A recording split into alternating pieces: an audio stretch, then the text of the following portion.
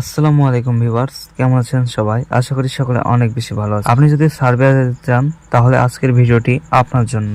আজকের ভিডিওটি অত্যন্ত গুরুত্বপূর্ণ হবে, কারণ আজকের ভিডিওতে আমরা আলোচনা করব আপনার সার্বিয়া যেতে কত টাকা লাগে, সার্বিয়া যাওয়ার পরে আপনি কি কি কাজ পেতে পারেন এবং আপনার বেতন কত আসতে পারে, সে সকল তথ্য নিয়ে থাকছে আজকের এই ভিডিওটি।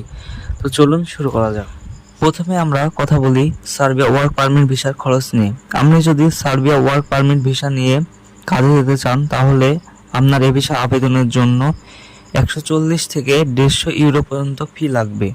এছাড়া অন্যান্য প্রশাসনিক খরচ লাগতে পারে।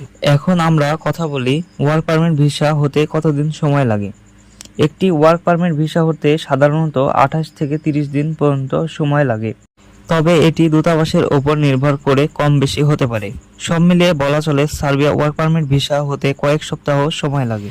এবার আমরা কথা বলি সার্বিয়াতে কর্মীদের মাসিক গড় বেতন কেমন দেওয়া হয়। সার্বিয়াতে গড় মাসিক বেতন কাজের ধরন ও অভিজ্ঞতার উপর নির্ভর করে থাকে। সাধারণভাবে এটি 400 ইউরো থেকে শুরু করে 1200 ইউরো বা তার বেশি হতে পারে। বিশেষ কিছু ক্ষেত্রে এদের বেতন অনেক বেশি দিয়ে থাকে, যেমন আইটি সেক্টরে 1500 ইউরো থেকে শুরু করে 3500 পর্যন্ত বেতন পেয়ে থাকে কর্মীরা।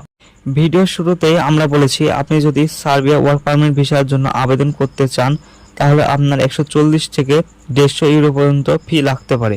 এছাড়া অন্যান্য প্রশাসনিক খরচ আসতে পারে। এবার আমরা কথা বলবো ওয়ার্ক পারমিট ভিসায় যেতে টোটালি কত টাকা লাগে। সার্বিয়াতে ওয়ার্ক পারমিট ভিসার জন্য বিভিন্ন সময় বিভিন্ন খরচ আসতে পারে। বর্তমানে 2025 সালে মে মাসের তথ্য অনুযায়ী সার্বিয়াতে ওয়ার্ক পারমিট ভিসার জন্য 4 থেকে 5 লক্ষ টাকা খরচ হয়ে থাকে। এটি প্লেন ভাড়া থেকে শুরু করে সম্পূর্ণ খরচ হিসেবে গ্রহণ করা হয়। বিভিন্ন ভিসা ভেদে এই খরচ কম বেশি হতে পারে। তো আজকের ভিডিওটি এ পর্যন্তই। আমার ভিডিওটি যদি আপনার ভালো লেগে থাকে তাহলে আমার চ্যানেলটিকে অবশ্যই সাবস্ক্রাইব করে পাশে থাকা বেল আইকনটি অলে প্রেস করে দিবেন। ততক্ষণ সবাই ভালো থাকবেন, সুস্থ থাকবেন। আল্লাহ হাফেজ।